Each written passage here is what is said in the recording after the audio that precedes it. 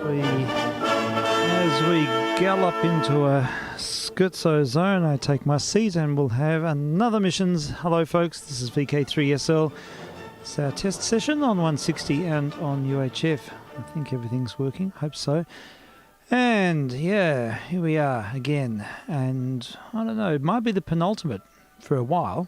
We may not be able to have continuous missions next week because I'm back at work after tomorrow. We'll be around tomorrow, but there's a thumbs up on what's happening. And, let's have a look. We'll see what's on the table. I think we have an Alboldi.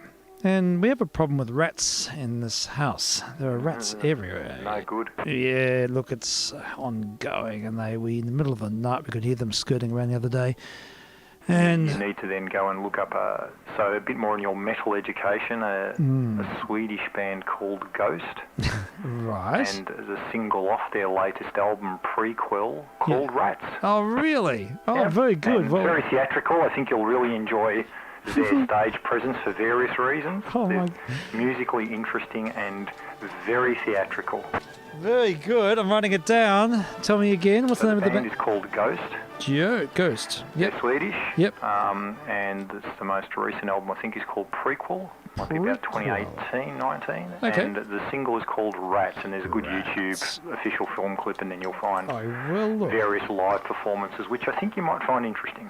Sounds most intriguing. Oh, that's good. Well, I got a Rats record from probably about 6 decades before that, but that's all right. We'll hear Alboldi and the band. That's the new Mayfair Orchestra with Ray Noblemente. And I think it's the Pied Piper of Hamelin. I think that's what it is. Anyhow, let's sample this. vk3sl. And slowly, the turntable is slow to take off, but I think we're right. It's caught the disease from the roller. It is. Oh, tell me about it. It's another story.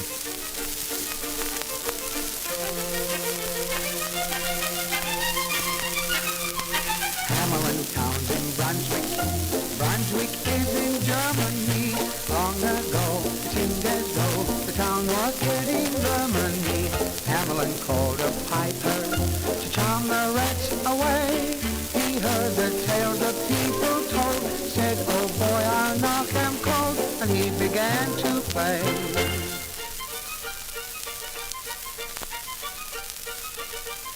The rats came round, the cats came round, from every belfry bats came round, attracted by the tune the piper played. From every hole he drew them out, they heard the stuff, he blew them out, and trembled at the noises that he made. While he shot hot flakes at Hamelin, to the riverside they strayed. They wrapped their tails around themselves and all jumped in and drowned themselves to dodge the tune a piper played.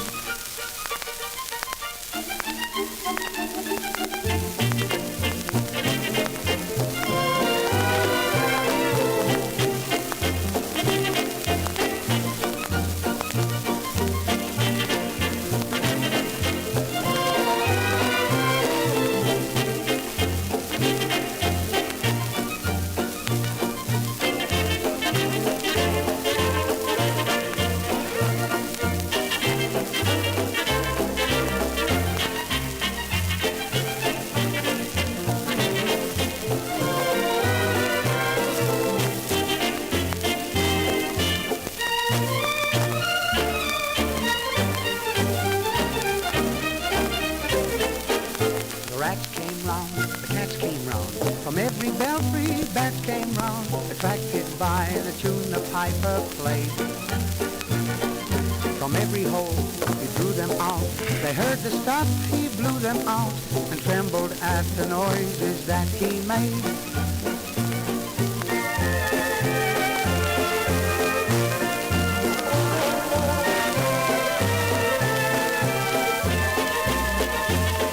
They wrapped their tails around themselves and all jumped in and drowned themselves to dodge the tune a piper played.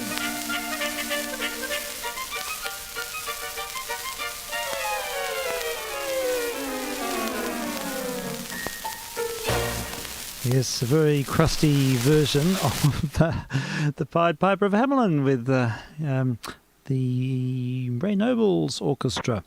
And very nice too. Oh yes, hello. How are you, Frank? Very well, thank you. This is vk3jr. Good evening, Steve, Frank. Yes, and nice to hear. vk3jr, vk3sl, vk3p. Good evening, Frank and Steve. Yay, good. Thanks, gentlemen. It's nice to have your presence. And the roller story is a bit of a tale of woe, I'm afraid. I reserved a couple of hours this morning to giving it a spit and polish, and it's looking better than ever. But we're one step backwards. Unfortunately, the dropping resistor in the solenoid is burnt out, I think, and that was what was causing that. I think it's a combination of that and the one of the motor start capacitors, and now the capstan motor won't work at all. And yeah, we're one step further back than what we were, so a bit of a nuisance. It's going to be a little tricky. I'm going to have to find a dropping resistor that can be sort of seated on the chassis and in a very tight. There's not much room on the board in that point, so, and I'll have to get the resistance exactly right. It's all going to be a bit hard. I don't know if I've got the energy to do it, but hopefully we'll forge a way forward. Have you got another working one that you can gauge the values of? Yeah, I do, but I think the values are all sort of it's peculiar to the set. They probably had a test jig and equipment that I don't have, but look, I can do that, and that'll give me a ballpark, which should be fine. But yeah, just finding the components and finding the time and making it a priority, because I don't really need another roller. I just wanted to get it going for the sake of getting it going. But it was going so well. Actually, the preamp, I did some work on that, and it's as quiet as anything. It's the quietest roller preamp I've ever heard. And it is a 3AK machine. It's got all the details inside.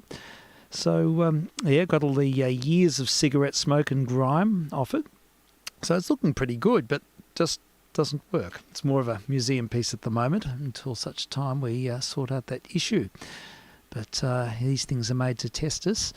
Yes, I always feel that sort of deep frustration when I tackle a project and you end up one step further back than when you started. It's not a good feeling. But that's what happens. We try and make sense of things. So it's a learning process. I mean, for me, it's as much about learning how things work, and you got to stuff up a few things along the way. But to be honest, it wasn't working anyhow. Yay, all right. Well, we'll have a look at the list and see if we can find something to keep ourselves moving. I've got another episode of Journey into Space for a bit later on. I think we're up to episode 7, I think. So, I've got them all recorded. I haven't heard any of them yet. Oh, wow. Yeah, they're pretty good.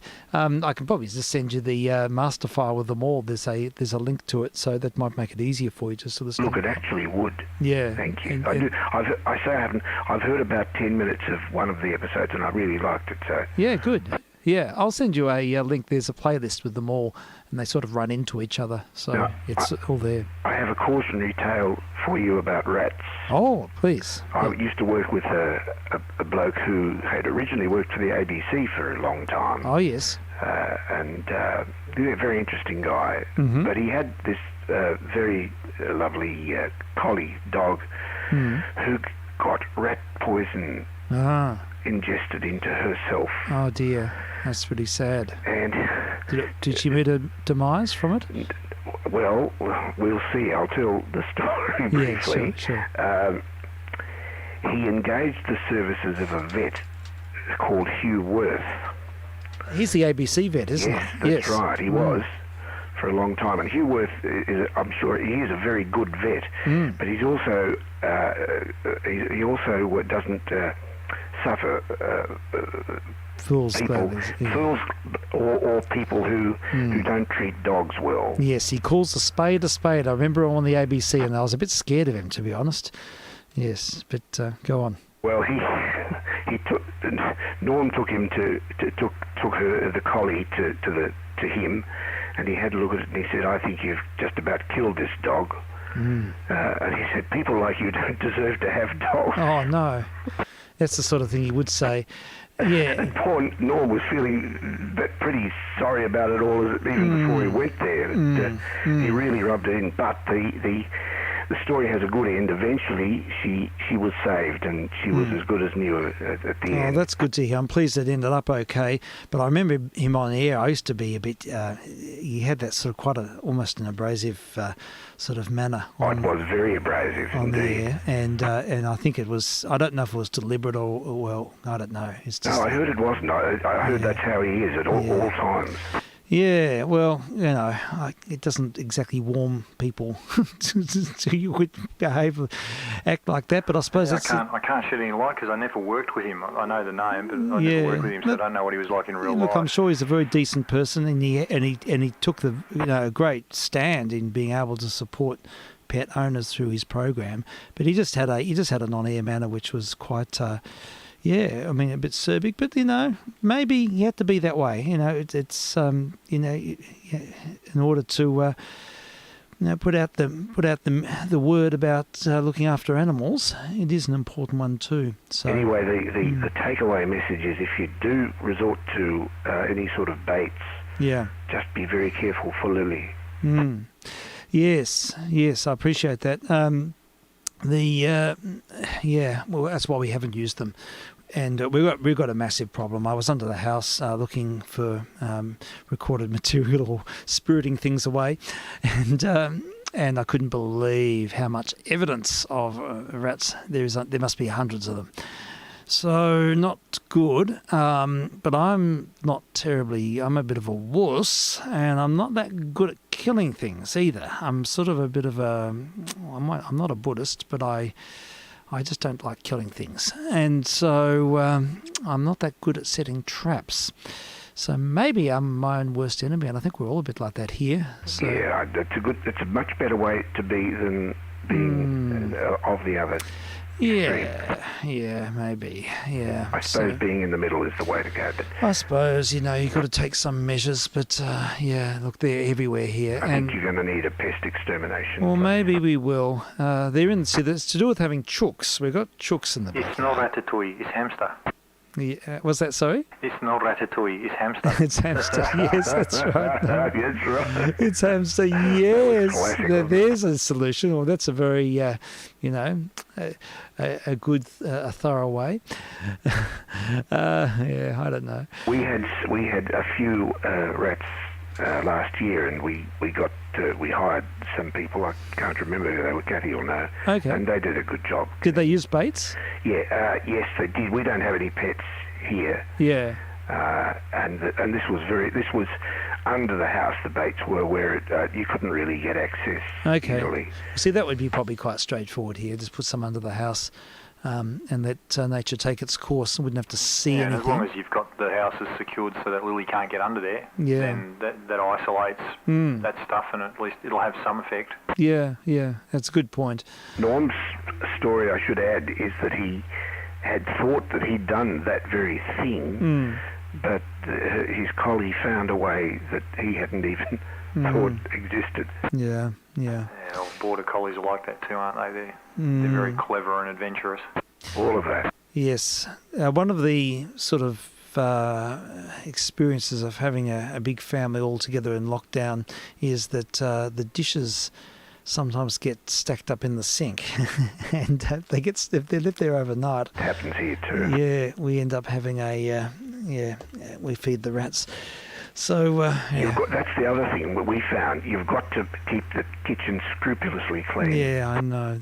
We had an episode a few years ago, and that's what I did. That was the way we sorted it, was to just keep everything really tidy and sweep up a lot and things. But I think the big problem at the moment is the chooks, because when there's chooks and there's chook food, I got a special chook feeder which stops the rats getting in. They were getting in before. And but look, and also we've got an open compost heap. Kate's really into gardening, so we're our own worst enemies in some respects. I think it's almost unavoidable. And there was also a bit of a plague in the east of Australia at the moment of mice and rats, apparently. And when I raised it with the chook people, they said, "Oh, look, we're hearing this every day, that there's just massive problems with rats in the burbs. So evidently there's something bigger going on." Yeah. But, You've just reminded me, talking about the dishes and leaving the dishes in the sink. There was a novelty song in the 40s called Leave the dishes in the sink, Ma. Yeah, that's it. I did play it on the air. Oh, did you? Yeah, I did. A couple of weeks ago. Oh, maybe it was in the last lockdown. I've got a copy. It's Spike Jones and his City Slickers. That's right. It's a great record, and I've got the 78 here somewhere, God knows where. And yeah, it's a fun record, and it certainly that became our theme song. In fact, the kids got me that record. They went to the op shop, and my younger two said, "We've got a 78 for you, Dad." And I thought, "Oh, this is a bit interesting." And they presented me with this, and lo and behold, it was "Leave the Dishes in the Sink." It's a great song. It is a good song. I have to play it. What I'll do is I'll put something else on for a minute, and I'll dial it up because it's a great song, and it is a song that really reflects the environment here, and I think we have to there's a certain biographical dynamic with these sessions, so why not cut to the chase? Right, we'll put on something from one of our non-sponsors, and we'll see what we can find.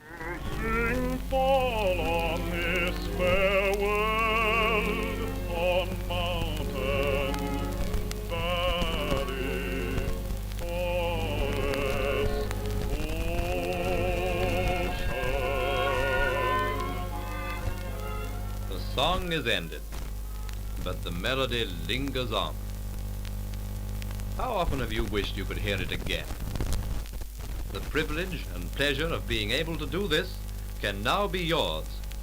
You can enjoy encores of your favorite artists to your heart's content if you own one of the new His Master's Voice record players, which plugs into your radio and transforms it into what is virtually a radio and gramophone combination. You can get in His Master's Voice record player for as low as £4.19 and sixpence. Ask your nearest radio dealer about it. There we go. We've got some hum on the channel there, and I reckon it's because the pickup cartridge isn't seated properly. We'll sort that out. And we'll cut to the chase and have a listen to that particular song we've been just discussing. Leave your dishes in the sink, Ma. And it's a recording made in 1947 by Spike Jones and his City Slickers. vk3sl testing.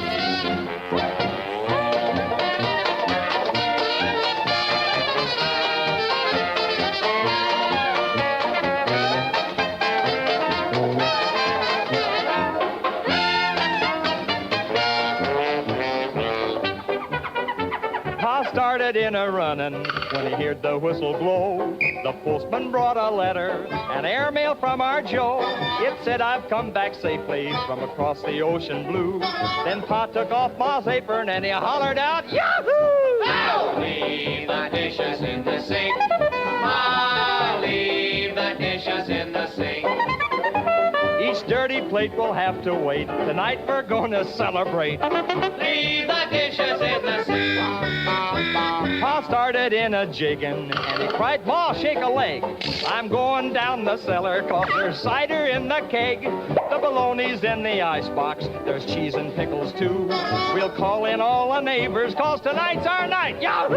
I'll leave the dishes in the sink. I'll leave the dishes in the sink. Each dirty plate will have to wait. Tonight we're gonna celebrate. Leave the dishes in the sink.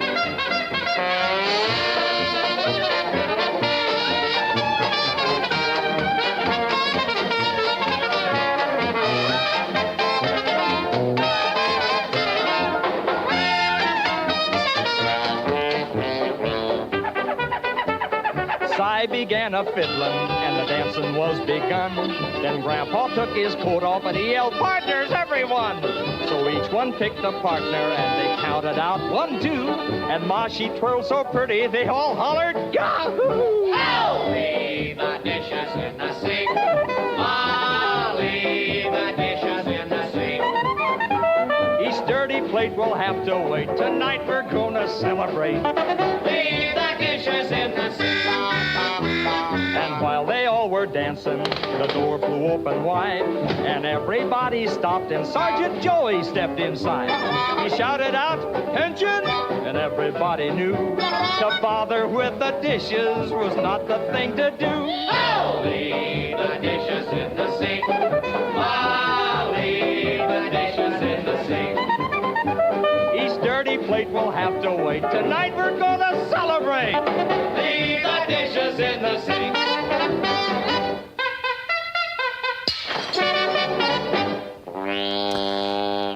Inimitable Spike Jones and his City Slickers. That's a great track, isn't it? It's a beauty. And it is the theme song for this household because the dishwasher is filled before it can be emptied. Or does that make sense? You know what I mean, don't you? There's always dishes in the sink because we just always is. They stack up and they take over the kitchen. I've been threatening to get a big bucket and put everything in it and stick it somewhere else. Anyhow, that's the theme. There's a few songs about dishes and sinks and kitchens and domestics. Ted Weems also did a tune, and it's Washing Dishes with My Sweetie. That's the name of it. Let's look it up. This is a beauty. It goes back to about 1930, and it's with Parker Gibbs. I think he did the vocals for the Ted Weems band, another sort of novelty band from that period. But this is a great track. Washing Dishes with My Sweetie. Yep, here it is, right here and now. vk3sl, and we're queuing, we're waiting, we're queuing, and it's being slow because it's got a mind of its own. Will it work? Will it not? Oh, this is frustrating. Looks like we may have progress. Fingers crossed. This is from the American Sound Archives. I do have the 78 here somewhere as well. It's got a long lead in. And it's telling us that the vocals are by Parker Gibbs. And it says, Washing Dishes with My Sweetie. I'm just going through the thing. Recorded in March the 4th, 1930.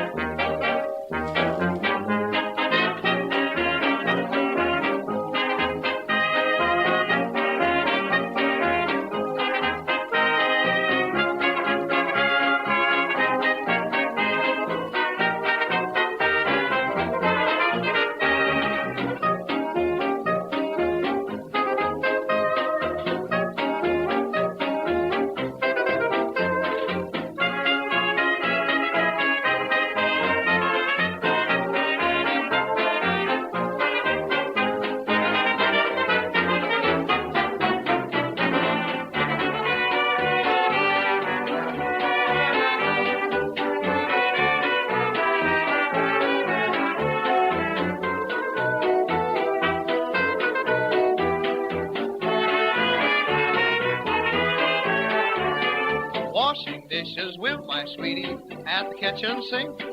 Oh gosh, I get so excited, I can hardly think. I get a mouthful of soap suds, but they taste good to me.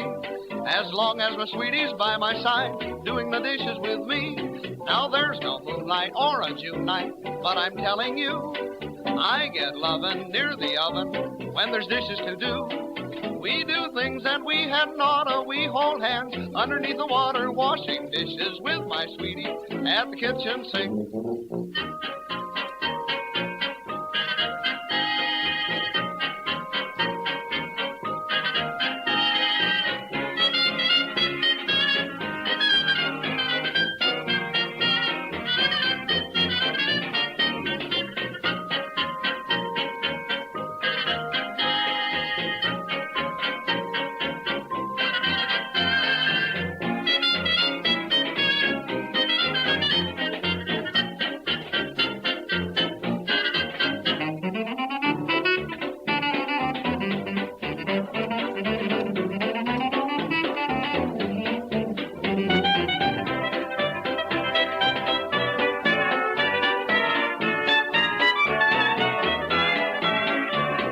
I'm ambitious, I hate dishes, still I'm never blue. I'm not fretting, I get petting when there's dishes to do.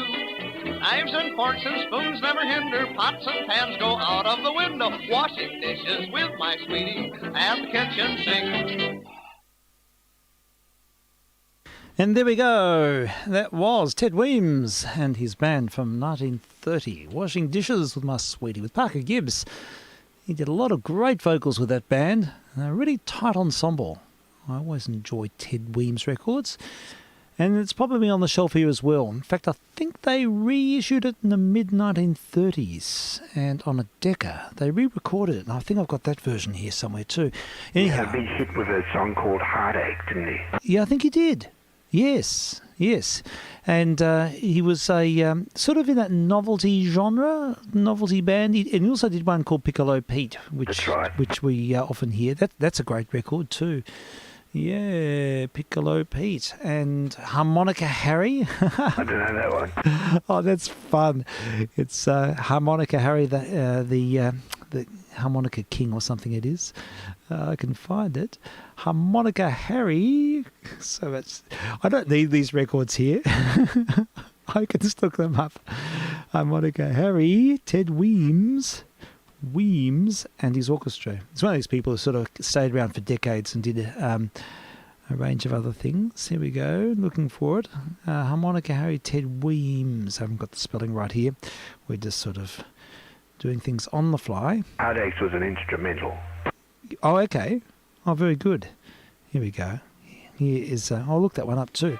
Well, here we go. This is the one. Now, I have got the original of this here too, but I'm just too lazy to look for it.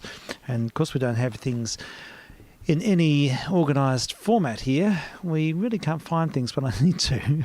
It's all set up for serendipitous missions, so you can pull a pile of records off the shelf and it may or may not be there. If I need something on spec, I have to refer to the tube.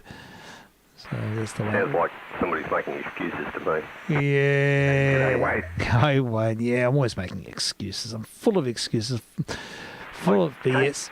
I came up for a reason. Yeah. To check the path. Yep. And I can hear that I've got a bit of noise on the signal. There is a bit. Yeah. And that's fine because it's quite low. But I sent you a photo, Steve, okay. of what I'm talking on. So. Oh, let's have a look.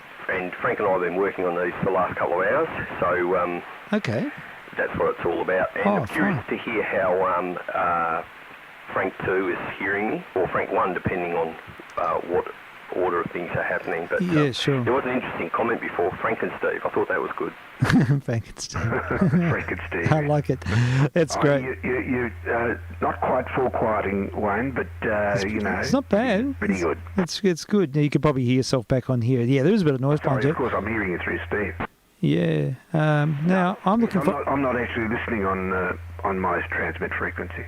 Okay. No, not a problem. All right, I'll drop off here. I am listening, and yes, all shall be revealed, as they say. Okay. Yeah, I haven't received any emails or anything yet. So, but yeah, in time I'll be most interested to hear what this is all about. Sounds most interesting. All right, let's have a listen to Ted Weems and his orchestra Harmonica Harry. vk3sl testing. What's this I hear? A most peculiar sound. That's Harry, Harmonica King.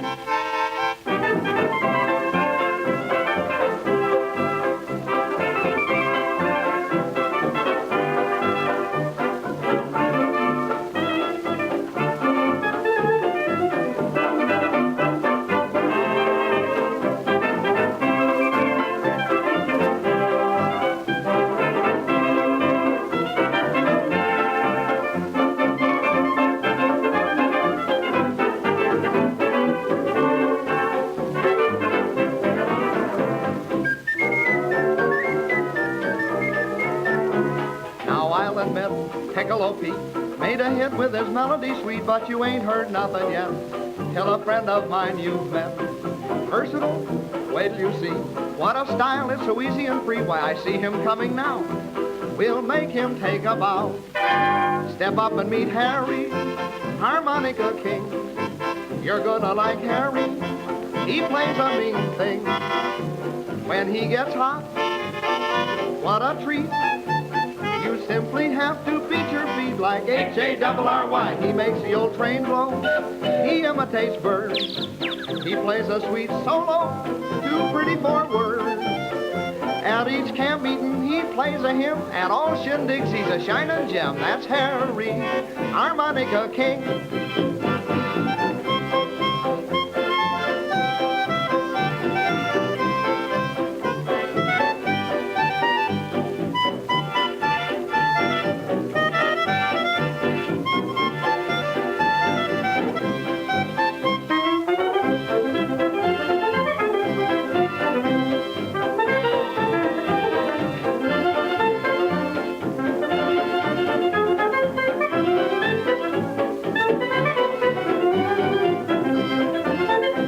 whispered that Harry can play anything. He plays a mean trumpet, just listen to him. He plays a sax and the clarinet. He slides a trombone up and down like this. When he plays piano, they all cry for more. When he was a baby, he played on the floor. Although he sings and dances cleverly, mouth organs are his specialty. That's Harry, harmonica king.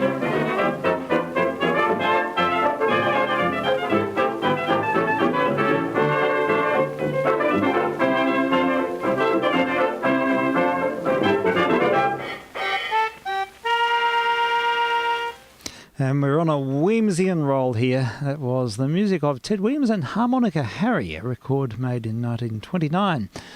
And this is vk3sl. We're testing here on 160 and also on UHF at the moment. That's 438.725 and streaming online as well. That was very good. Yay. And Wade, I'm listening on my transmit frequency as well if you want to report. Oh, thank you. I just was curious how you were receiving me in your direction. Full quieting. Thank you, sir. Wow, there we go. Well, that's good. Well, there's something happening behind the scenes. This is exciting. We look forward to the latest, next instalment of an evolving situation. Maybe a new call-in potential. Who knows? We'll find out. So, it's holding up very nicely there, Wayne, too. Good news. Alrighty, we'll look in and see what else we have from in the Weemsian department. Now, I found that track that you mentioned before. That's Heartaches, and with Ted Weems. And this is much later. This is 10 years later. It's 1938, and he had a #1 hit at that time with Heartache. He even played it quite a lot in the 50s. Yeah, I was reading about that. I think this record was reissued several times, and he even re-recorded himself. And I know the tune very well. Okay, well, great. Well, this is apparently the very first. This is the version that sort of got him going with this song, and he probably had more notoriety at this time than he did. Maybe in the 20s. He was very popular. His records are around. I see a lot of them. But anyhow, let's cut to the 1938 version of Heartaches with Ted Weems.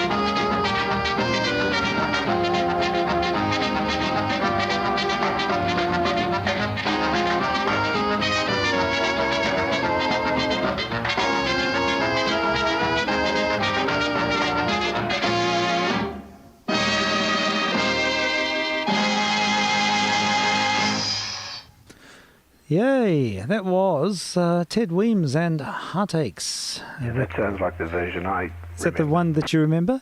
Yeah, and it was recorded in 1938 and then reissued several times after that. I think it was even re-recorded in the 50s as well. There are lyrics to it. Okay. But and maybe he's done a version with it, but sure. The version that sort of is always played is that one, I think. Okay, sure. The vocalist is the whistler is Elmo Tanner, I think it said the name. Yeah. It's amazing to be able to whistle to change, to go from one note to another without sliding. I know. It's like it's the whistler's equivalent of a yodel, isn't it? Yes, it is. Absolutely. It's an interesting one to hear. I was thinking the same thing. It's a really quite virtuosic whistling, and very in tune. I can't do it. Yeah, maybe it's a whistle. Maybe they are using a real whistle. A whistle could be cheating, yeah. Yeah, I don't know. It's pretty impressive. Very solid for a teeth whistle. But who knows? That was a nice instrumental from Mr. Weems. We're sort of playing a few Ted Weems records. We sort of fell onto the topic. He did a great song in 1929 called "The Man from the South." Don't know that. Oh, this is a terrific record. It's very high energy, and it's got some great solos. He had some good musicians in the band. You know, it was sort of, you don't realise what good improvisers they are until they're allowed to cut loose. But take a listen to this. It's quite impressive. The Man from the South, Ted Weems from 1929, vk3sl.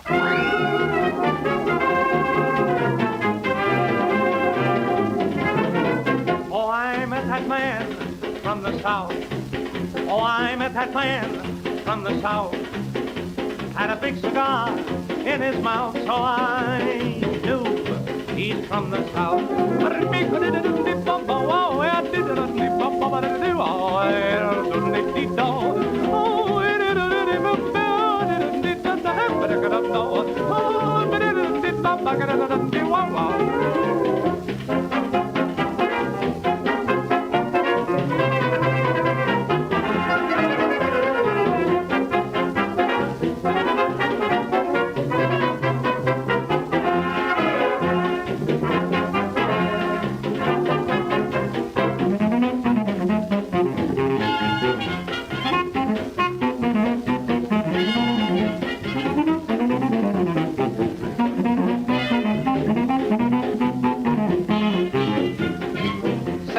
What did your wife say when she left you? I'll sue you later.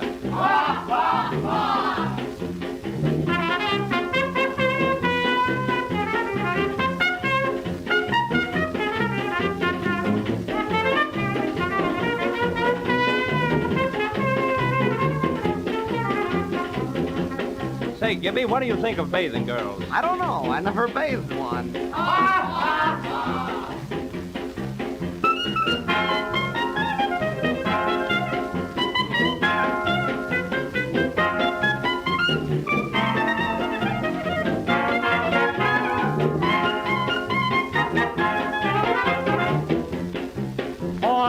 That man from the South. Oh, I met that man from the South. Had a big cigar in his mouth, so I knew he's from the South. Oh, it is.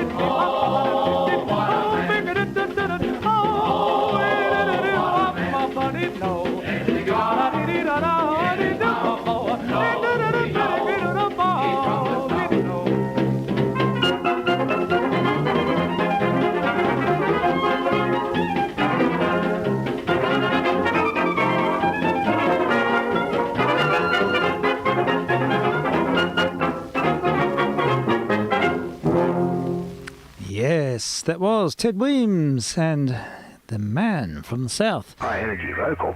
Yeah, isn't it great? Great scat singing as well. Yeah, definitely. Parker Gibbs. I don't know what happened to Parker Gibbs. I don't sort of hear his name in any later context, but very slick band, and I mean very commercial. But it's it's a fabulous energy in that record. I love it. Yeah. So, just sampling some of Ted Weems' music from the 1920s. That one, 1929. And he did another big hit called Piccolo Pete, which was, I think it was one of his biggest hits from this time. And you see this record turn up quite a lot. I've got about 3 copies of it kicking around on the shelves here. But as I said, I'm being lazy, and I'm just going to refer to the drop-down list. Let's have a listen. I'm just going to have to go, and I've got the call for tea. Sure. And it's the cheese Kranskis tonight. Oh, very good. Oh, yes. Excellent. I love cheese Kranskis. Yes, enjoy. Sounds great, Frank. Well, look, I should be around tomorrow, Tuesday, Wednesday, Thursday, maybe not. I'm not sure yet. We'll see what happens, but probably not, because I'm back at the coalface and things are busy at the moment. But we'll see. Yeah, definitely next weekend, of course. So, yeah, we'll take one step at a time. So, yeah, look forward to a chat further downstream, and enjoy your cheese Kranskis. Okay, cheers Wayne, cheers Frank, cheers Steve. Yeah, all the very best. VK3JR clear. Yep, all right then, thanks a lot, Frank. Cheers, Frank. Yeah, here we go. Now I'll put you wise, that's a bird in disguise, a bird called Piccolo Pete.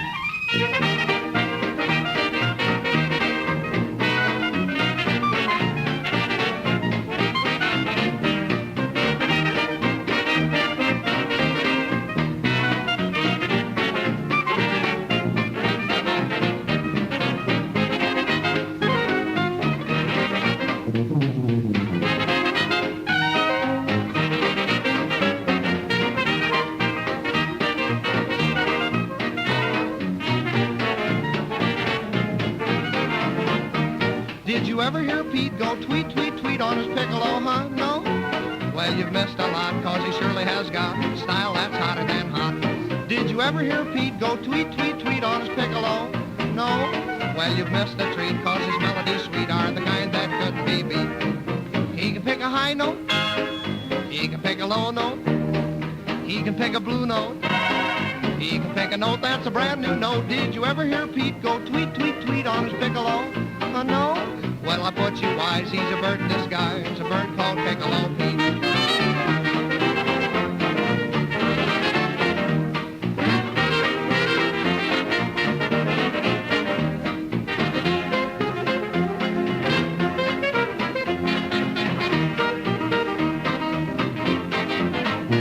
Did you ever hear Pete go on his piccolo? No. Did you ever hear Pete go on his piccolo?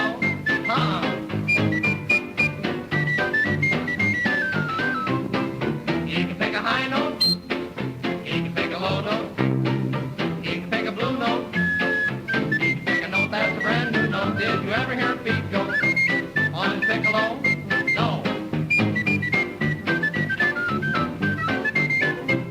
Did you ever hear Joe go whoop, whoop, whoop on his old bass horn? There. Did you ever hear Dick do some of his tricks on his little peck horn? Well.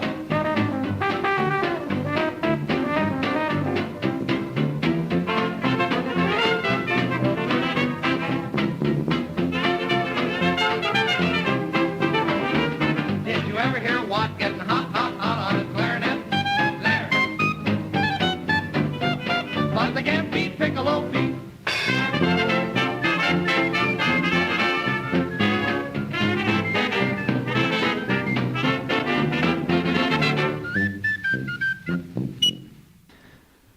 There we go, Piccolo Pete, Ted Weems, featuring Parker Gibbs and the chorus, a record from about 1929, and sampling some records of Ted Weems and his band over about a decade. So that's all a bit of fun. Now, while I've been listening to this, I've been sorting through another box of these records that landed on my doorstep about a couple of months ago, and looking for things that sort of jump out at me as being, well, may or may not be interesting, but some of the titles sort of are captivating. This one I know nothing about, but I reckon I'd like to sample it. So let's have a listen to Prelude to a Stomp is the name of the track, and it does feature Gene Krupa and the band, so I reckon this record would have to be from the early 1940s. VK3SL.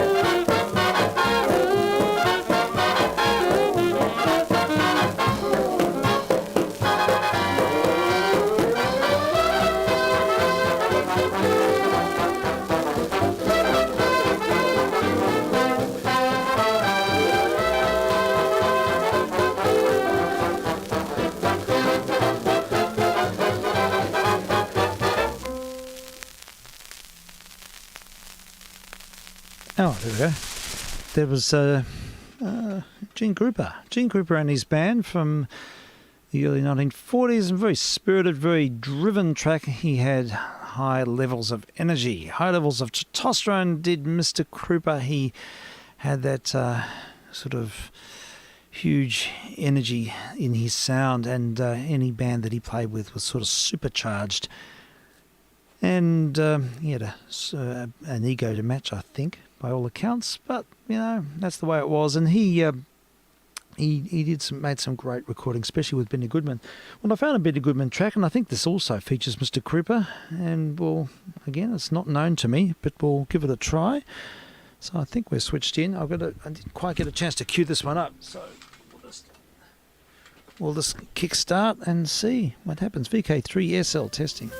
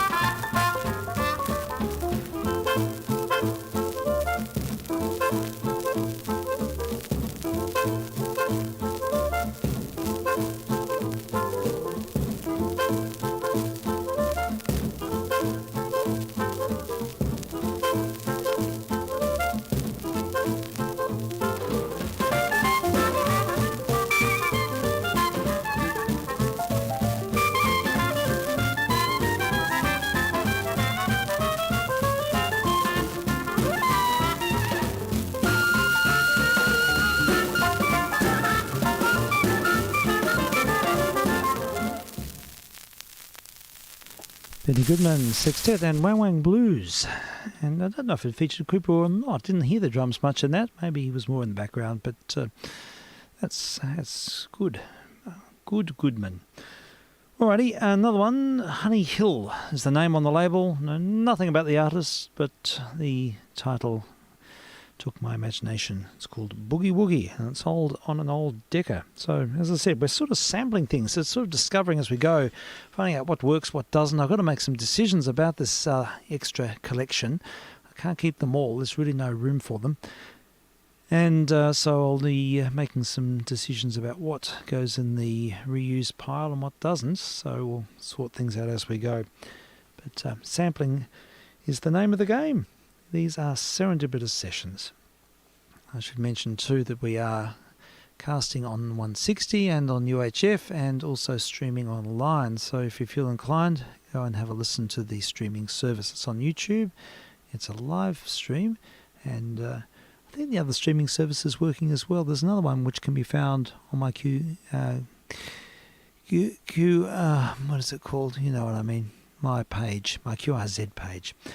Yes, if you go there, you'll find a link to a secondary streaming service, which a few people know about, but it's there is an access point. All right, let's have a listen to Honey, whatever her name is, and Boogie Woogie is the name of the track. This is a slow turntable.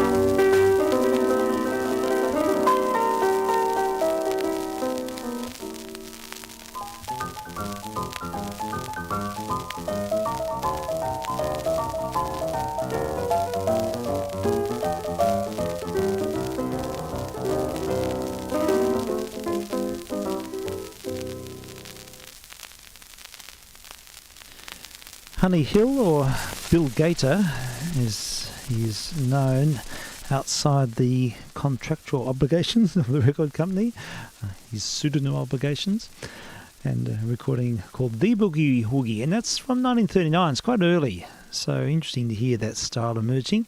Of course, it became mainstream a bit later on, but here we have it, and it's Genesis. That was quite a good record. All right, we're sampling a few things as we go.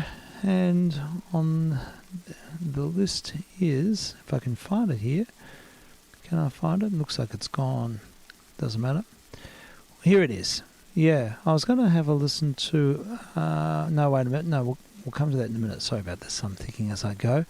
What we will do is listen to a V-disc. That's the one I want to listen to first. It's a V-disc of Billie Holiday. These were flexible records put out during the Second World War. A sort of low-budget discs made for the troops. But they feature some wonderful artists.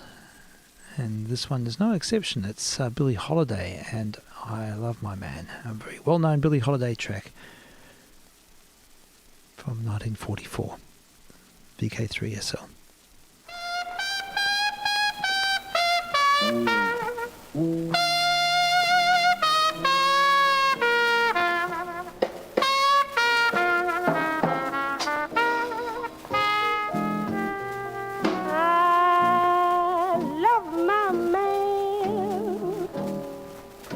I'm alive, I say I don't.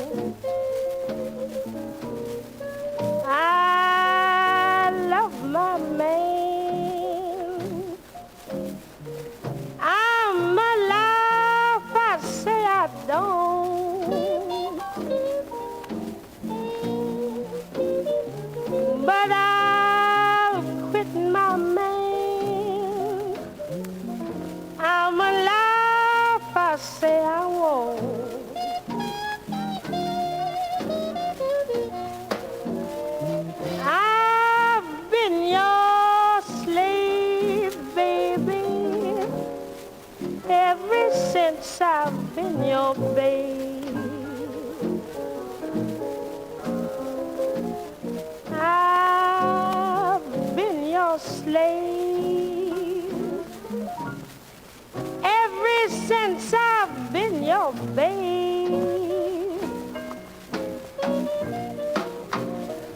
But before I'll be your dog, I'll see you in your grave.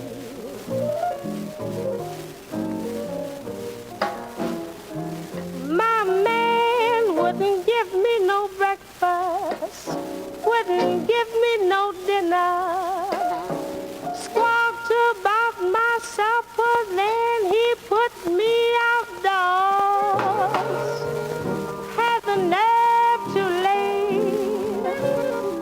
a matchbox on my clothes.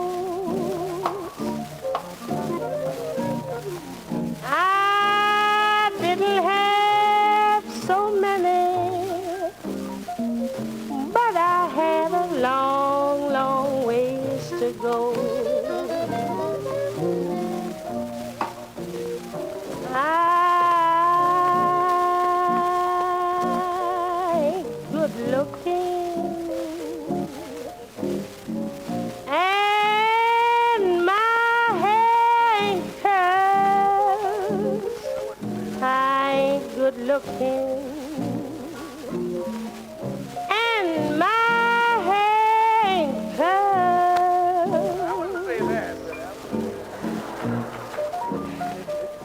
But my mother, she give me something.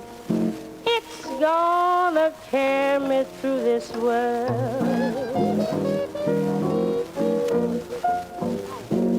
Some men like me 'cause I'm happy, some 'cause I'm snappy, some call me honey, others think I've got money.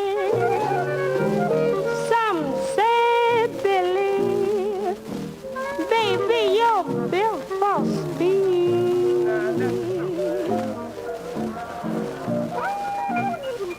Now, if you put that all together, makes me everything a good man needs.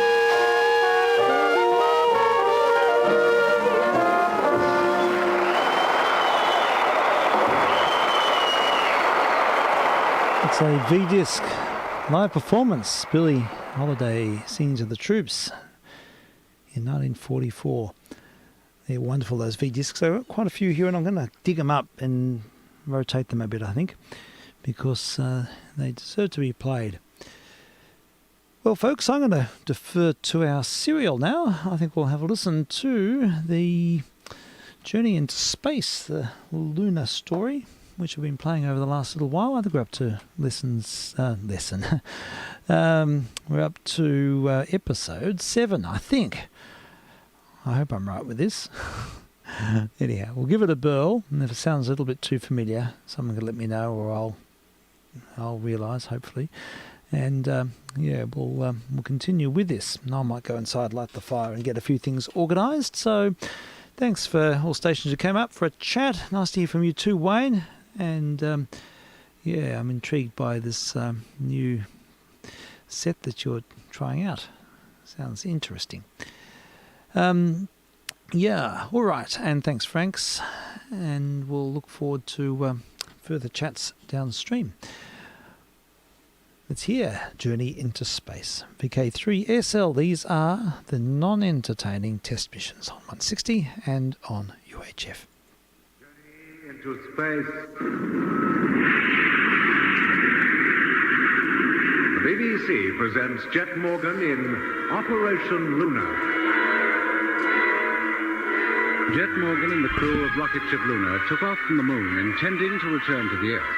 But on the far side of the moon, which they were photographing prior to heading for home, they saw a number of strange spacecraft which took off and pursued them.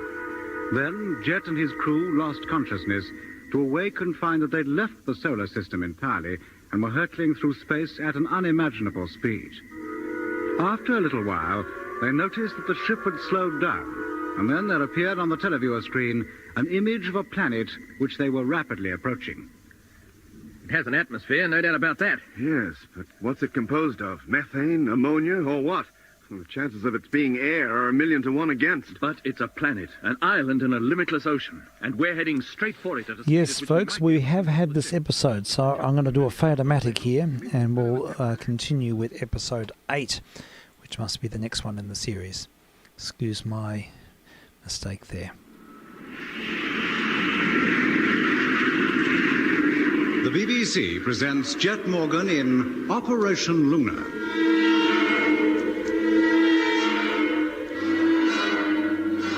Jet Morgan and his crew took off from the moon, but instead of returning to Earth as they'd intended, found themselves travelling at an unimaginable speed into the depths of the universe. Then a planet was sighted on the televiewer screen, and a landing was made in a forest clearing. The atmosphere was found to be breathable and the climate bearable, so Jet and his crew, believing they were stranded on the new planet for the remainder of their days, set about making their lives as comfortable as the circumstances would allow. Then, one night, while the rest of the crew slept and Jet kept watch, the sky, which till then had been clouded over, cleared suddenly, and for the first time since landing, Jet caught a glimpse of the stars. Before long, he made a startling discovery. Do you mean, Jet, that apart from Vega, the constellations are the same as seen from Earth? Yes. And don't you see, only from the Earth, or maybe from some other part of the solar system, would they assume the shapes they do. Yes, I'm beginning to understand what you're driving at. Well, I'm not. It means that we must be somewhere within the solar system. Well, that's a comfort. And that's not all. We know that within the solar system there's only one planet with air, trees, water, rain, and clouds. The Earth. This can only be the Earth. It is the Earth. What? Oh, blimey. And I went through all that performance, testing the air. But if that's true, Jet, how do you account for the constellations being out of position as they are? Why is Vega now the pole star? There's only one possible explanation. We must have travelled here through time. We've landed on the Earth, all right, but at a different time from when we left it. How different? Oh, heaven knows. But my guess is at least 13,000 years. Which way? Forward or back? I don't know, Lemmy. I just don't know. But haven't you any idea? Lemmy, the stars are constantly shifting, and the pole of the heavens is continually moving, tracing a circle in the sky. We hardly notice any difference in a lifetime because the movement is so slow. But over 1,000 years, the change is quite considerable. Yeah? 5,000 years ago, from 1965, that is, the pole star was Thuban in Draco, as it was when the Egyptians built their pyramids. Well, 5,000 years on, the pole star will be a star in the constellation Cepheus. Well, how many thousand years from 1965 before it would be Vega? I've already told you, about 13,000. Well, that's it then. We've landed back here on Earth, either 13,000 years before or after we left it. Well, not necessarily. Eh? It takes 26,000 years for the star that marks the pole to make its complete circuit. 26,000 years between the time it is the pole star and the time it returns to that position. I don't see what you're driving at. Just this, Lemmy. How do we know how many times Vega has been the pole star since we left Earth? Blimey, you mean we might have to add 26,000 years to the 13,000 we already got? Yes, perhaps even more. Cool. It depends on how many times the cycle has been completed. Oh, don't, Jet. It sends me dizzy just thinking about it. All this is assuming that we are on the Earth. Where else could we be? I don't know. But if this is the Earth, it should have a moon, and a very large one revolving round it. Yes, of course. Then where is it? Probably it hasn't risen yet. Or else it's already set. Maybe. Perhaps there isn't one. Yeah, maybe we've gone so far back in time, we've arrived here before the moon existed. Or so far forward that it's disappeared, blown up, shot off into space. Gone. If this is the Earth, it's 1,000,000 to 1 that the moon is still circling round it. We haven't seen it because of the cloud, but we haven't seen the sun either for the same reason. Since we've been here, the moon must have southed 6 times. We just haven't seen it, that's all. Well, if we did, it would make all the difference. It'd be the final proof that we are back on Earth. No, we'll keep watch for it. It may yet rise before dawn. If it doesn't, then we're bound to see it one evening soon, just after sunset. If the sky remains clear and we don't see it within a week or so, then we'll know there is no moon and that this is almost certainly not the Earth. How many hours to go till daylight? 4. Well, if you 3 like to go back to sleep, I'll keep lookout. I still have nearly an hour of my watch left. Not me. I'm not going back to sleep. If that moon's going to rise, I want to see it. Yeah, me too. And me. All right. Doc, Yeah? are there any cigarettes left? A few. Hand them out, will you? I think this is one occasion which justifies it. Yes, that's it, all right. Now, there's no mistaking it. The moon, in almost its final phase. A slim crescent rising just before the sun. Yeah. I suppose there's no way the moon can help us find out just what period of time we're in? No, Lemmy, I doubt if the features of the moon have changed in 10,000 years. Certainly not enough for us to notice any difference. So there must be something we can do to find out. Or do we just sit here with all our scientific knowledge, worse off than them animals or whatever they are out there? At least they don't know that they don't know what age they're in. Well, we have one clue. Yeah, what? Well, the ice cap. It's large. We must have arrived here either at the end or the beginning of a glacial epoch. Ah, you mean the Ice Age? Not the Ice Age, Lemmy. There were more than one of them. How many? Well, there were supposed to have been 4. How long ago did they happen? First one is estimated to have reached its peak 500,000 years ago. Seems like only yesterday. The second was 400,000 years ago. The third, 150,000 years. And the fourth? Assumed to have reached its maximum 50,000 years ago. So we could be somewhere in that period. My guess is that we're somewhere between the 4th and 5th Ice Ages, always assuming there was to have been a 5th. I'd say 39,000 years or so before or after our own time. Only it isn't our time anymore. Well, I know one thing. What, Lemmy? It must be back. If we'd gone forward in time, the world wouldn't look like this. Well, why not? Because over thousands of years, man would have progressed. This would be a scientific world with great cities, controlled weather, roads, aeroplanes, spaceships. But there's not a sign of anything, not even a sign of any living creature, except for the row we hear coming from the forest at nights. We must be in the past. I wish I could be as sure of man's future on the Earth as you are, Lemmy. But the way he was carrying on when we left, he could easily have destroyed himself by now.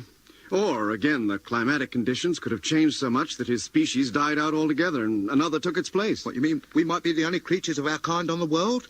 Just the 4 of us? Look, all this talking and arguing only takes us round in circles. Yes, whatever age it is and wherever we are, we have to live. Of course we do. We must make definite plans for finding out the things we need to know. Well, fortunately, we're fairly well equipped for that. We have the ship's instruments, the telescope, navigational books, a clock, and we can read, write, and figure. First thing in the morning, we'll hold a council and work something out. Agreed? Yeah, agreed. Okay, Jet. Then, Mitch, continue the watch, will you? The rest of us will get some sleep. We have now been on this planet, which can only be the Earth, for 2 weeks. By now, we've gotten used to the idea. Our life is a peculiar mixture of the primitive and the scientific. Mitch spends most of his time within the ship, observing the heavens with the aid of the telescope and the navigational tables. He hopes before long to at least deduce our position. Hey, Jet. Yes, Mitch? Look, I've arrived at something, only I can't believe we can be where my calculations say we are. Well, where, Mitch?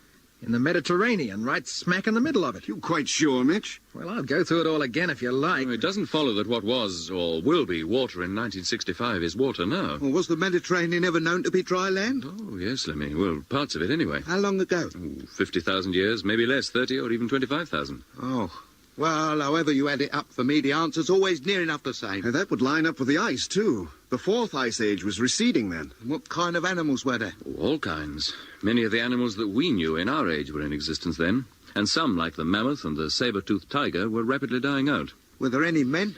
Like us, I mean? Well, it's been estimated that men, not very different from us, have inhabited some parts of the Earth for something like 200,000 years. Well, could they have planted those crops? I doubt it very much. Man didn't become an agricultural animal until the dawn of history. Then who did plant them?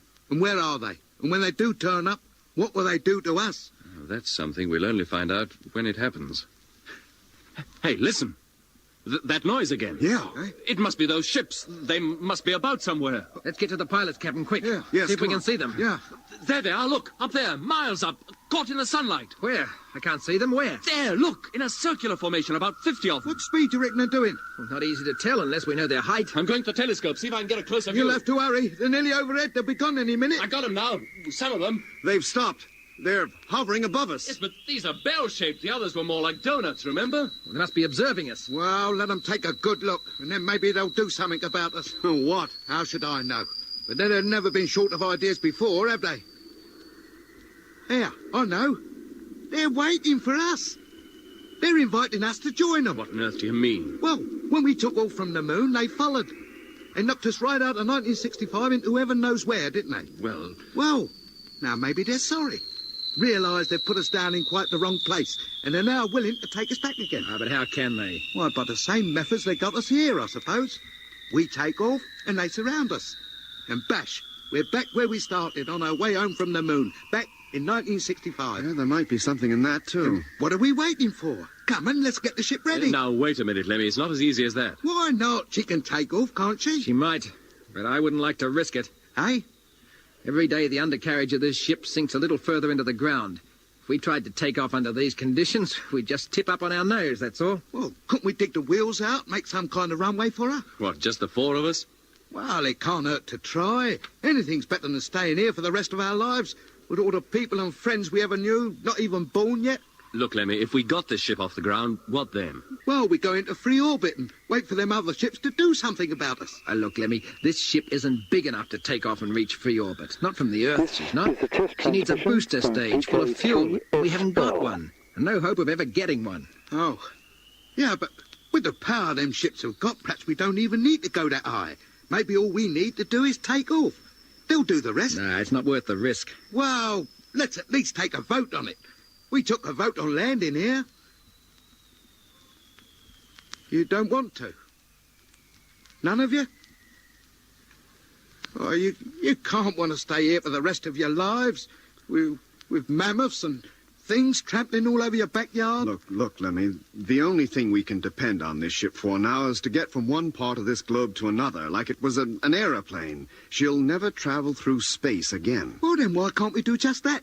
Go to England at least, or London maybe. Almost certainly the whole of Britain, at least as far down as the Thames, is ice-covered, frozen solid.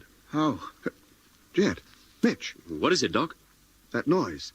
It stopped. They must have gone while we were talking. Gone? Yes, Lemmy. There's no sign of them. Oh, I didn't think I'd ever be sorry to see them go. And where have they gone? And will they be back? Well, maybe I'd better start cooking the fish. It is my turn, isn't it? Yes, Lemmy. And cheer up. This may not be as bad as it looks. I hope it's not as bad as you look, or as bad as any of us look. I'll just resign myself to the fact that I've got to learn to be a caveman, and like it.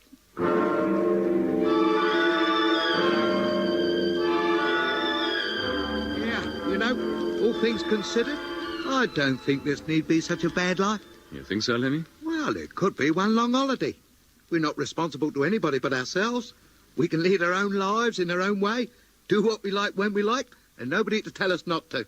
We might even start off an entirely new kind of civilization. We might, but there'll be nobody to carry it on. Eh? Ah. No, there won't, will there? Let's get some sleep, shall we? It's your turn for first watch, isn't it, Mitch? Yep. Lemmy follows me. Doc. Yeah? About what Jet just said. Well? If I hung this over my bunk, would it matter? What is it? It's a photograph of Becky. Well, why should it matter? Well, I usually keep it in my wallet, but it might make the place look more homely if I hung it up. I'm sure it would, Lemmy. I wonder what she's doing now. Do you know, Doc, I never did tell her where I was going, but she soon found out once we landed. My picture was in all the papers. Me, Lemmy Barnett, one of the first men on the moon. Yeah, now look at the mess we're in. There's her picture, and as far as I know, she ain't even born yet. No. Then how can I have her picture, then? Doc, do you think that she is alive? I mean, at the same time as we are. You know, everything going on at once, like the pages in a book. I don't quite see what you mean, Lemmy. Well, suppose you've got a book and you're just sitting down to read it. Yeah. And you begin in chapter 1 and start ploughing your way through, don't you? Uh-huh. Well, you can't reach chapter 7 until you've read the first 6 chapters. But that doesn't mean chapter 7 doesn't exist. You just haven't reached it yet. Sure. Well, couldn't time be like that? The normal thing is to start at the beginning and go on. But I suppose it is possible to skip a few pages or even turn back a few. Yes, I see what you mean. Well, maybe that's what's happened to us. Somebody's taken us right out of the page where we belong and planted us on an earlier one. But the other pages are still there. Like Henry VIII is marrying his sixth wife on the proper page. And Becky is there. And so are we, taking off for the moon, or just preparing to. It all depends on what page you are and what part of it you happen to have reached. You mean there's really no such thing as time? Everything happens at once? Yes, that's it in a way. Then we must be careful if we ever get back to our correct page, as you call it, that we don't run into ourselves. Yeah. Eh? I think we'd better get some sleep, Lemmy. We've got enough problems without worrying about the true nature of time. Yes, Doc. Wait, listen. What's that? If you say it's mice, Lemmy, I'll sock you one. This is no time for joking. Is the main door open, Lemmy? Yes, Jack. Then close it, quick. Main door, contact.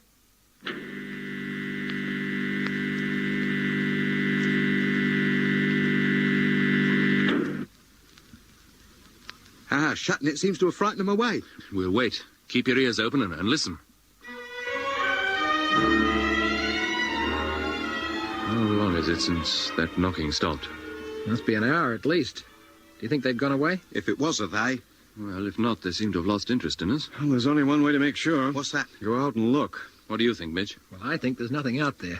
But I won't be happy until I know for certain. No, neither shall I. Lemmy, open up the main door. Now, wait a minute, Jet. There's no need for us actually to step outside. We can see all we need from the door itself. And there's nothing out there? Not that we could see from where we were, only some very strange tracks. Heavy enough for a tank to have left. Well, this proves it's not the past we're in. Why not? Well, how could it be? If we'd landed on Earth thousands of years back in time, would we see any tanks? Not to mention spaceships flying around all over the place. It's not likely, is it? We must be in the future. That tank was probably driven by one of our descendants. Our descendants? Well, he might be a relative anyway. I must say the future has been in my mind all along. Those crops out there, healthy and flourishing with no one to attend them. The ships appearing. And now this. If we were in the past, these things couldn't be. Why not? Our ship's here, isn't it? Ah, yes, but that's... Oh, now I'm getting all confused. Look, if you're absolutely sure there's nothing out there, let's go to bed. We'll have plenty of time to chew over all this in the morning. Yeah, it's a good idea. Whose watch is it? I was to follow Lemmy. Get to bed, all of you. I'll wake you as soon as dawn breaks. Yeah, how about the door? Don't we close it again? I don't think there's any need, Lemmy. The hatch will be sufficient. We must conserve the power. Right.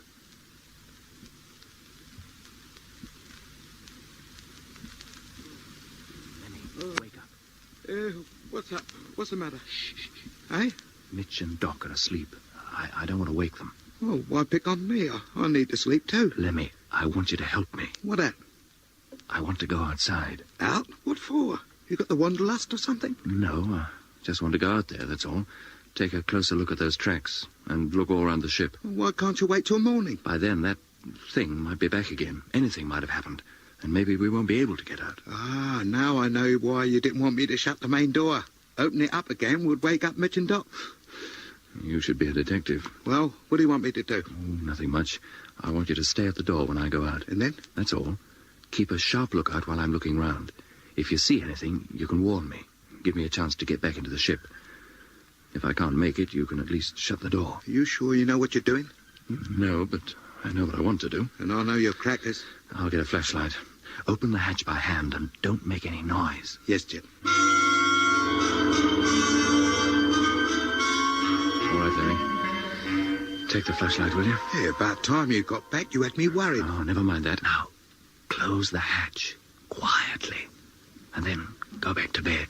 There's no need for this soft-footed stuff. Oh. We're not asleep. Hello, Mitch. How long have you been awake? Long enough. Doc, too? Yes, Jet. Look, what's going on? Where have you been, both of you?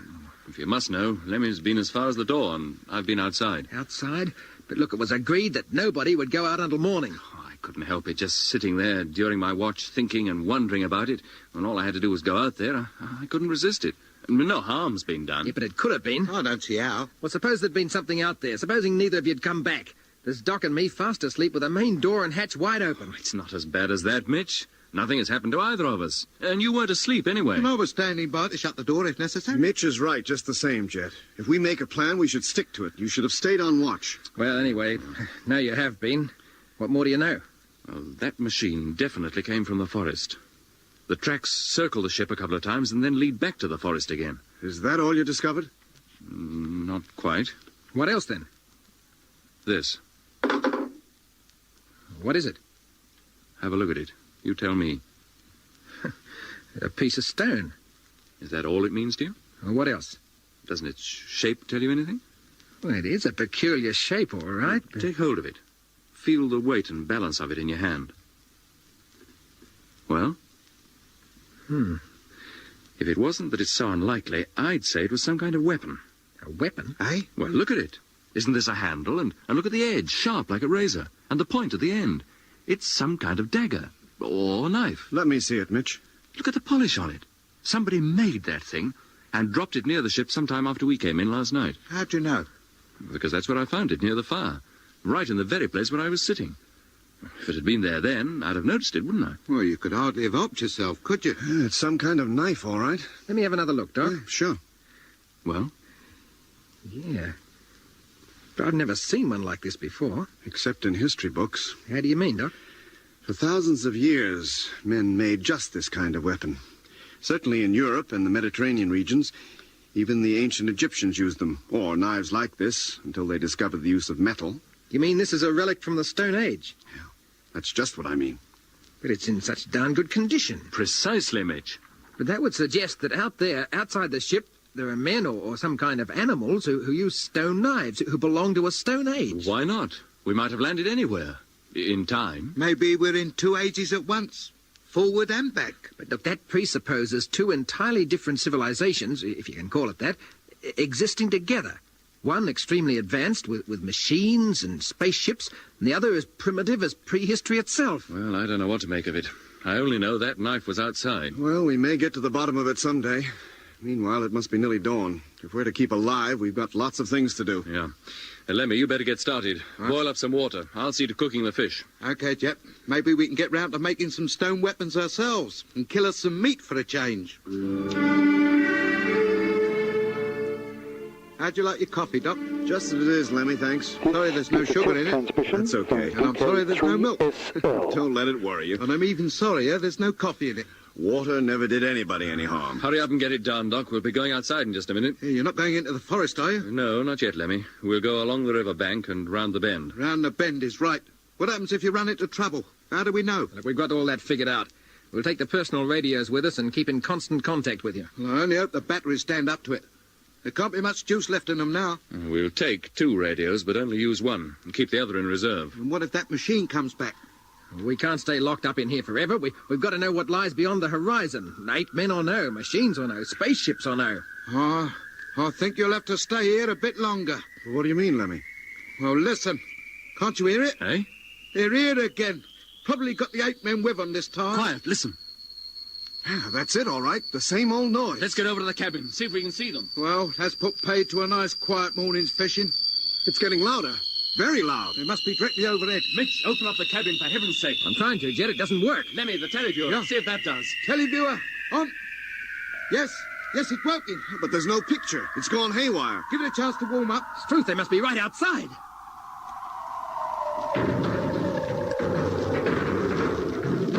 For heaven's sake, what's happening? I don't know. It's like we're going to take off. What are they doing to us?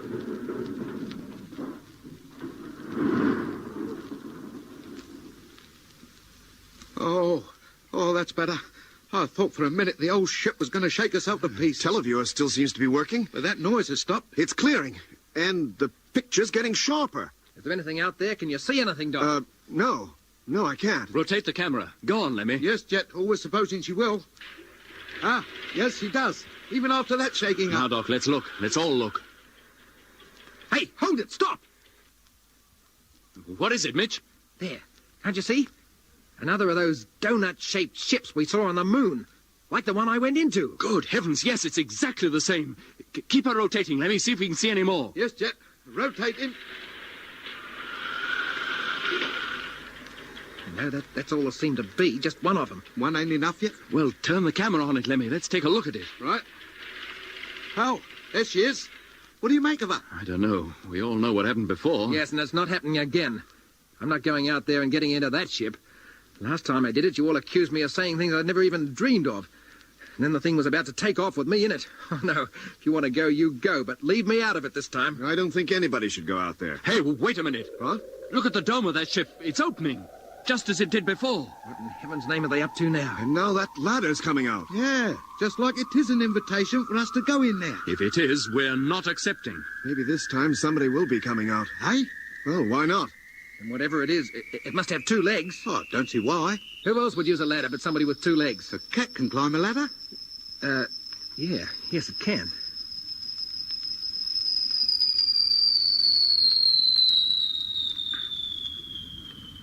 Well, what are we going to do? Sit here all day staring at it and biting our fingernails? We're supposed to be out fishing. Supposing that thing stays out there, how do we eat? I know. The radio. The radio? Yes, don't you remember? When Mitch went up to that ship before, he kicked it, and we all heard it over the radio. And then when he went inside, we heard his voice. Now, obviously, if that ship can communicate with us in any way, it must be via the radio. Levy, get the intercom sets. Right.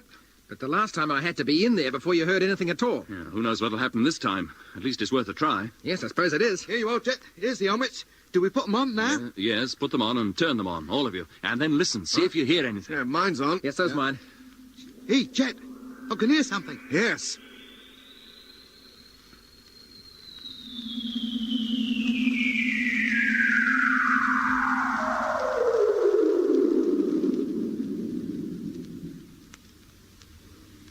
Well, is that all we get? That's nothing new. Hello, Luna. Blimey. That is... Quiet, Lemmy. But it was a voice. A human voice. And it came over the radio. It came from there. There's somebody, or something, in that ship. You've been listening to Episode 8 of Journey into Space with Andrew Foles as Jet Morgan, Alfie Bass as Lemmy, Guy Kingsley Pointer as Doc, and David Williams as Mitch. Also taking part was David Jacobs. The orchestra was conducted by Van Phillips, who also composed the music. Journey into Space was written and produced for the BBC by Charles Chilton.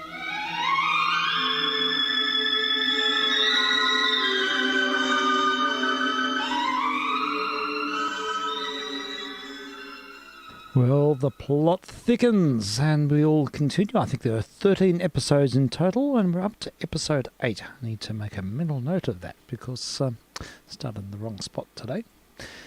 Well, we will wind up operations very soon, but there is a bit of a time-honoured tradition here of finishing with Operation Hurricane. This is an excerpt from the doco made on the first British nuclear test on the Montebello Islands off Western Australia, and they put a nuclear 25 kiloton, you know what I'm talking about, bomb in the hold of the HMS Plim, and they vaporised the ship, and the ship just explodes in a big cloud of iron oxide. It's quite impressive. Anyhow, we hear Chester Wilmot, the famed war correspondent, who sadly died in a terrible plane crash. I think he was in the Comet and he got sucked out. It was terrible.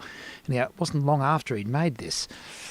Oh, it just makes me cringe to think about it. Poor old Chester Wilmot. There's interviews with his wife and family, and he was a pretty major figure. Australian war correspondent. He sounds very British.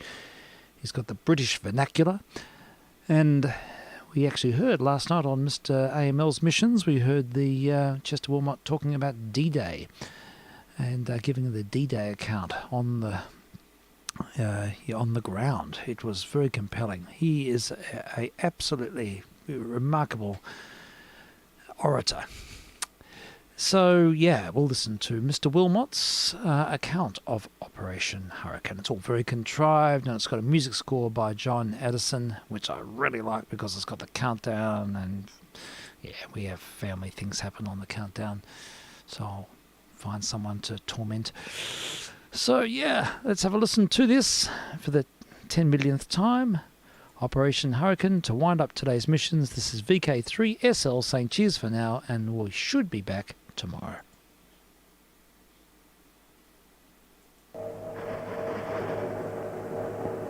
The Montebello bomb and all the equipment for this experiment were made in British workshops by British workmen.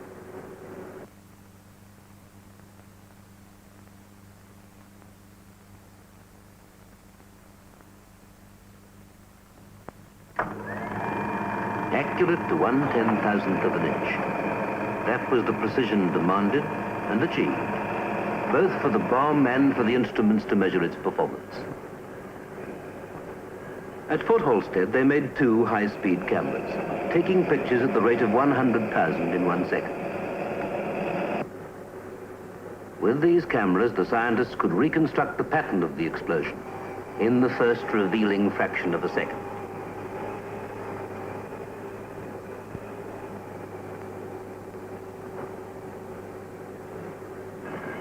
In concept and design, this camera was entirely British, and design became reality in the hands of fine craftsmen.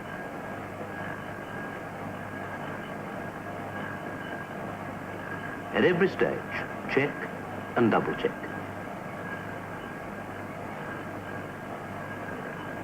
Instruments too for testing the impact of the explosion, for measuring heat, blast and radiation, for gauging the instant shaft of gamma ray and the lingering poison of radioactivity.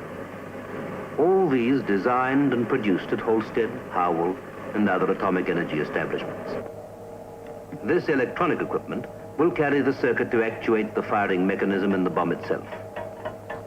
Here, the designer's demands reach the peak of precision, an accuracy of 1/1,000,000th of a second. Nothing was left to chance, how the bomb would perform when the testing time came.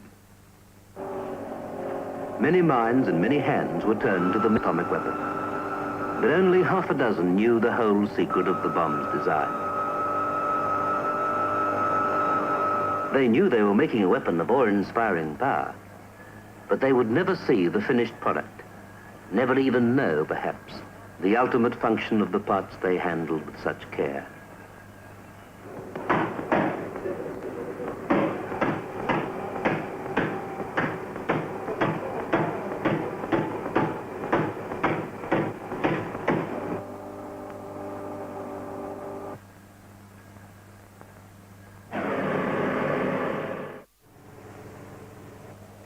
Inside headquarters, the rest of the control party are waiting at their instruments.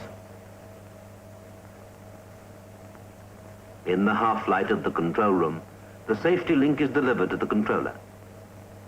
The final process of firing can now be set in train. Time bracket open. Fox George, this is How 1. Pass your message, over. Hello, How 1, this is Fox George. Phase pattern completed.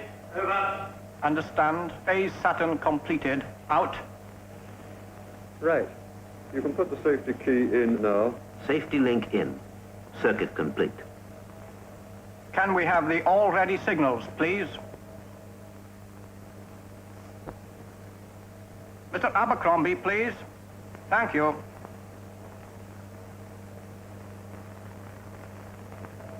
Minus 8.5 minutes.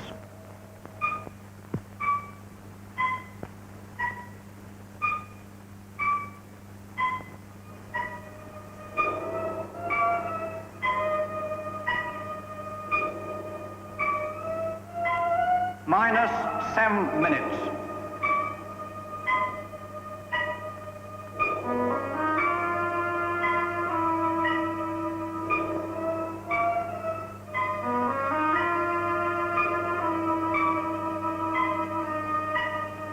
Minus 6 minutes.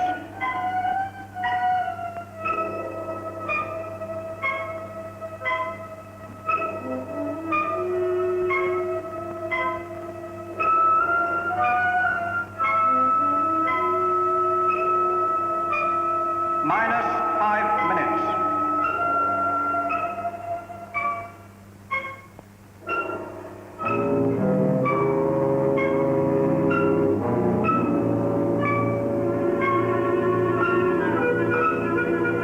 Minus 4 minutes.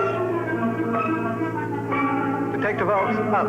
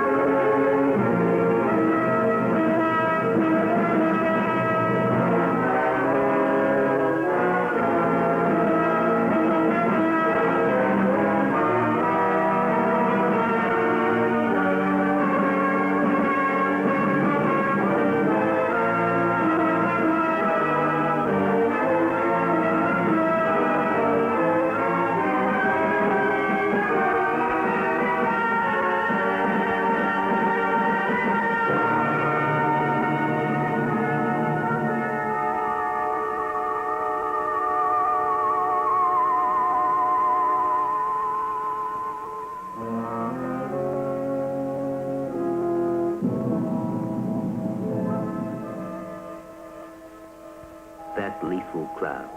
Rising above Montebello marks the achievement of science and industry in the development of atomic power. Good or evil, for peace or war, for progress or destruction. The answer doesn't lie with Britain alone. But we may have a greater voice in this great decision if we have the strength to defend ourselves and to deter aggression. That was the meaning of Montebello.